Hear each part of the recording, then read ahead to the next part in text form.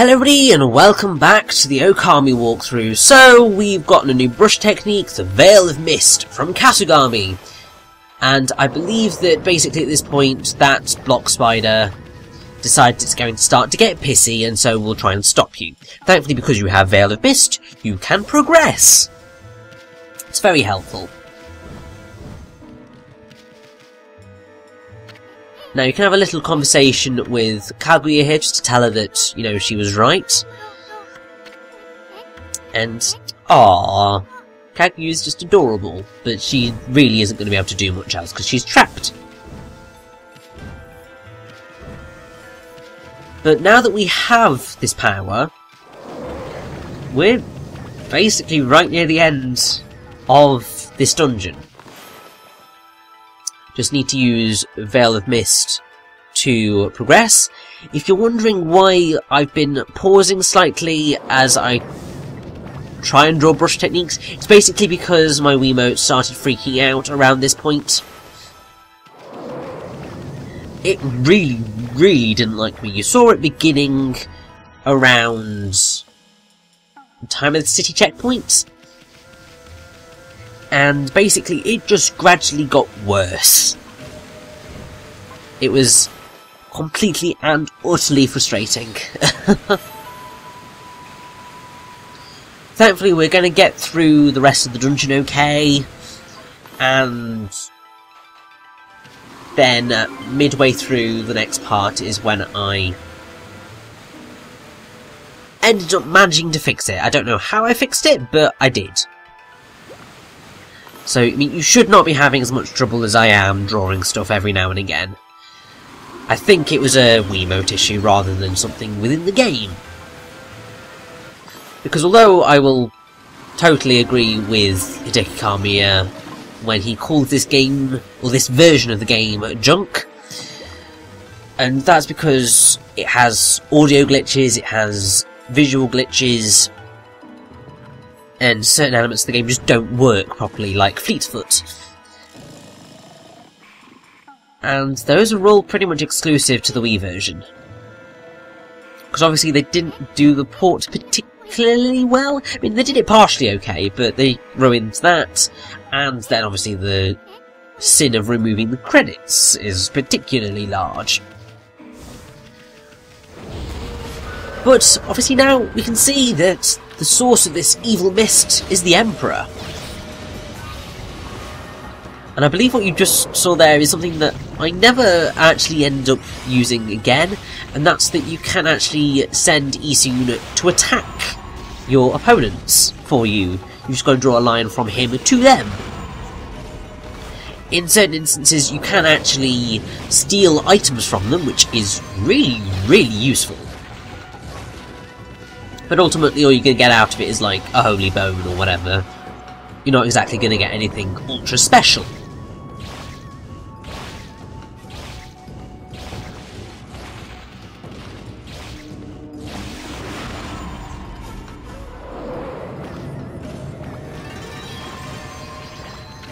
And obviously I was discussing late in the last part how Veil of Mist is so easy to abuse and why you should abuse it as a technique in battle.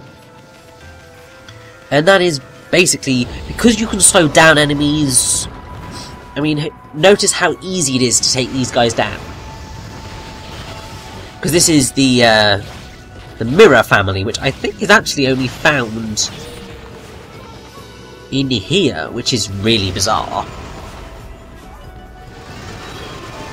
And obviously we're only really running into them here, which is particularly odd.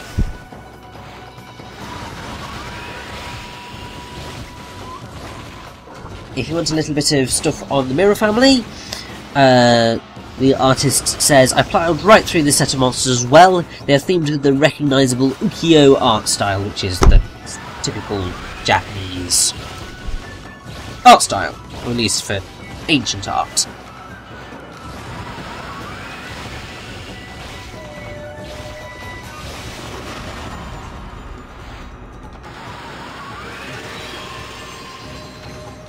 Also, I feel I should point out at this point that I have been using my art book so much that it's starting to come away from the spine, at least the leaves of the book.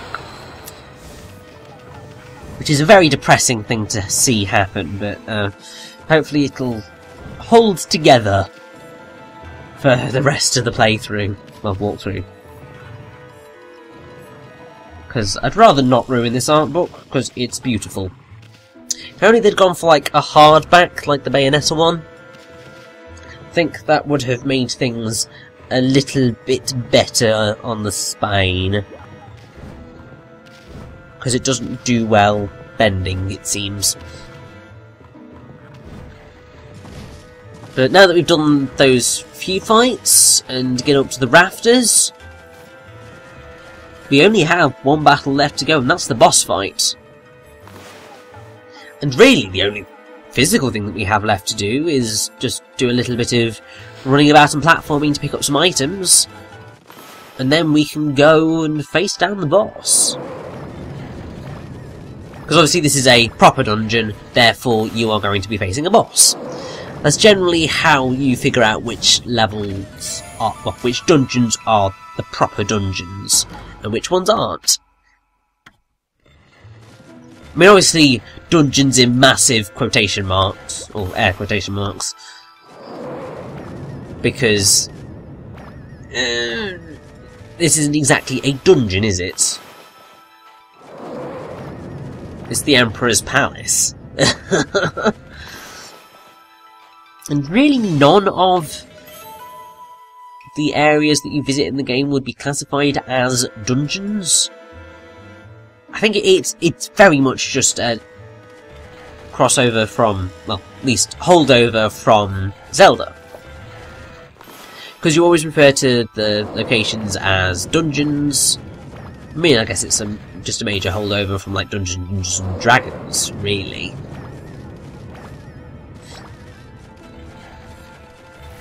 Probably most RPGs anyway, so yeah, that's best I can think of why stereotypically we just call these things dungeons. Now, if you're wondering why I do keep pausing, for some reason I'm trying to slip into an accent that I really do not know what it is, but oh well. If you're wondering why I keep pausing and stuff, it's because I'm making sure that I have got all the items, and also just making sure that I'm going in the right direction. Because as simple as I would argue most of the dungeons in Ōkami are to navigate, there is a slight difficulty that you will tend to face sometimes with just making sure you've collected everything. I mean, I think in the last kind of official dungeon of the game, I am going to miss a chest or so, but that's just because it's really out of the way. Still, we just need to get past these block spiders and jump into the swirling vortex of poisonous mist, because this is a great idea.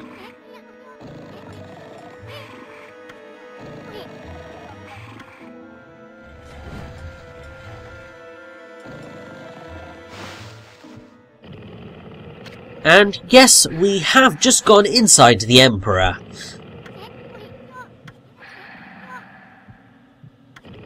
This is what I have sort of referred to a number of times throughout various walkthroughs and playthroughs I've done. I mean, the last memory I have of bringing this up is in the Ghost and Goblins trilogy I did with the folks at Hellfire Comms. Nice little plug there. And yeah, the thing is that the reason this sticks out is because it's really well done. Like, it's very well designed, but it's really unsettling. Like, really unsettling. 'Cause I mean, we're in the Emperor's body. And, oh, it just makes you feel all gross.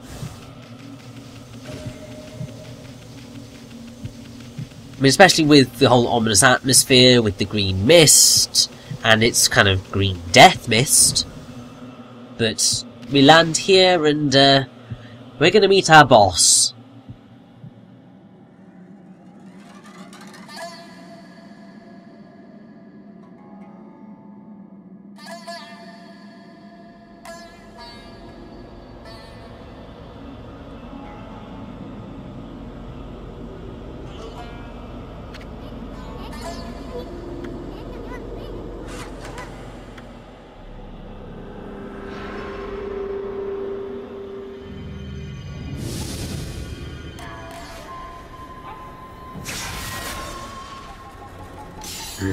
And so, here we have Blight. Ugh. Its Japanese name is Ekebyo, which literally translates to plague. There's a bunch of interesting stuff going on with Blight. So, his helmet resembles the helmets that Orochi's heads wear, although this one has the fog emblem, but doesn't have a kanji symbol on it, so it's similar but not exact. And, you go, Issun. But the sword that Blight holds is Gold's Nail, and really that is the enemy that we need to face off against. And it looks similar to Yamato, which is the Okatana of Virgil in Devil May Cry 3. I don't know whether that was intentional, but oh well. Now, I really want to go into the whole thing about Blight's existence, like what that's referring to in Japanese myth, but I'm slightly hesitant to, because it is sort of a spoiler. So I'll point out that Gold Nail, and by extension Blight, are an example of Tsukumogami, which is a demon that rises from a cursed blade. The actual blade itself appears to be rusty, which may be dry blood, but it's also possible that blood caused the sword to oxidize and rust. And right, so Blight is based off of the story of Tamamo no Mei, which is part of the Otogizoshi, which is that Japanese prose collection. Basically, it's about someone poisoning the Emperor with an evil mist that kind of spreads throughout the city and tries to, and basically kills a load of people. That's about as far as I will go for now, because if I go any further then I'm basically spoiling one of the game's plot twists. But it's a very good one. And the actual fight with Blight can go slightly quicker than I am making it happen here. Essentially because obviously I am terrible at dodging.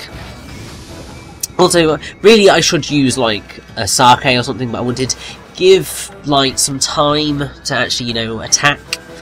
Also, as you can see, I'm immediately switching to the live beads because anybody got time for sitting around waiting for the sword, well, the glaive to charge up.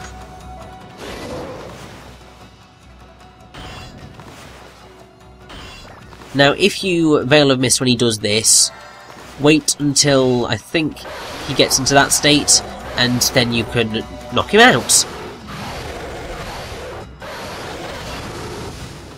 Now the frustrating thing is that you've only got a kind of small frame of time in which to attack the sword, which is frustrating, but you just deal with it really.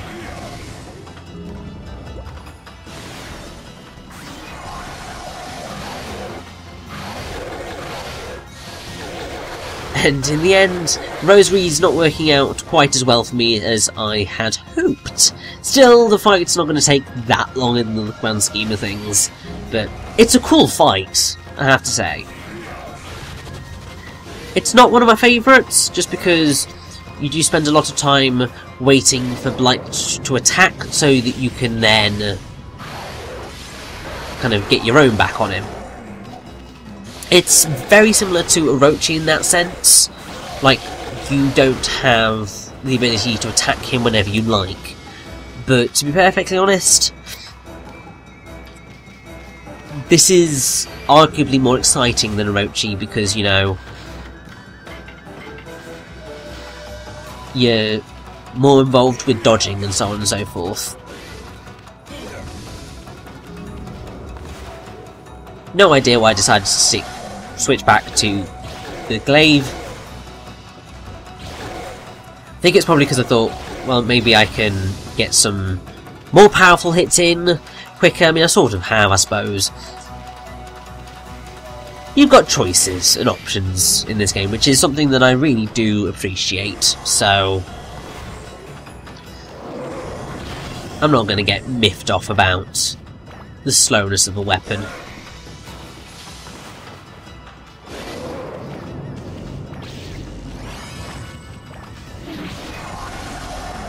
But I believe this is going to be the end for Gold Nail and Blight. Indeed it is. Oh yeah!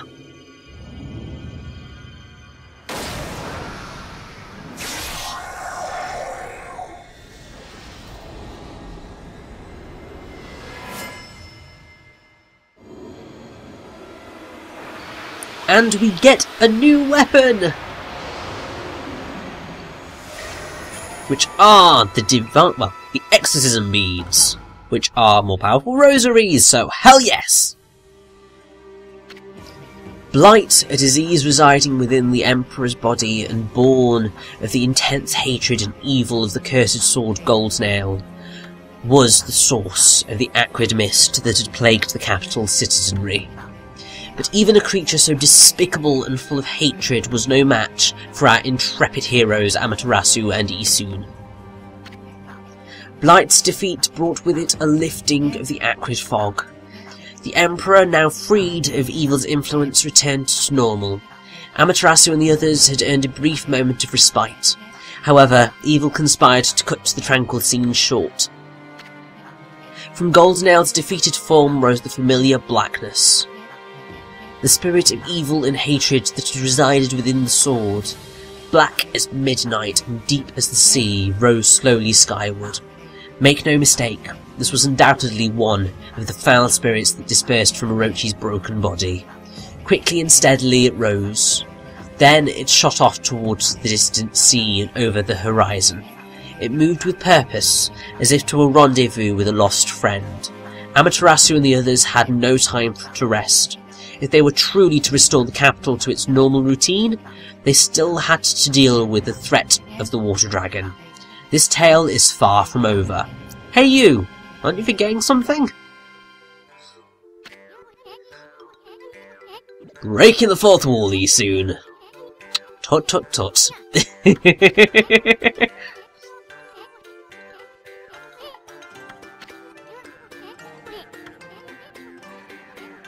Yes, we still need to rescue Kaguya. So, come on Issun. Think carefully about what you're about to do.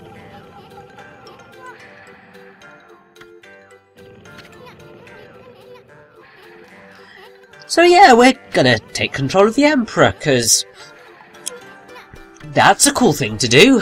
Totally not probably illegal entirely, but I'll roll with it. Not 100% sure exactly where we are to be able to do this, but I suppose I'll roll with it.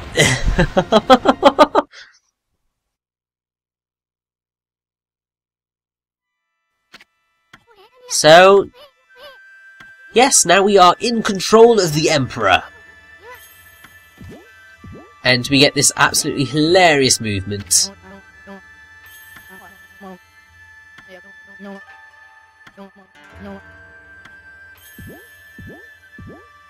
And you begin to realise that the Emperor may not have exactly meant to imprison Kaguya. He was probably simply starting to feel the effects of Blight and then obviously became incredibly ill. That said, he may have very well meant to imprison Kaguya, because he may have wanted her to be one of his concubines. But... oh, Kaguya! It's all good.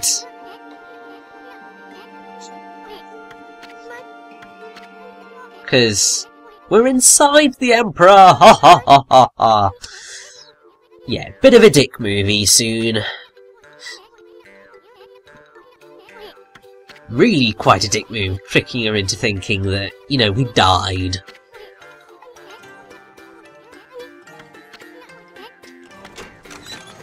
Also, I have no idea how Issun is physically doing, like, saying, move your hands. It's not even like they're in his brain, which is where you would have to go to be able to do this. They're like somewhere in his gut. So... yeah, also I don't think we're quite gonna need to escape fully. Because I think the Emperor's going to be quite grateful that we helped out, you know?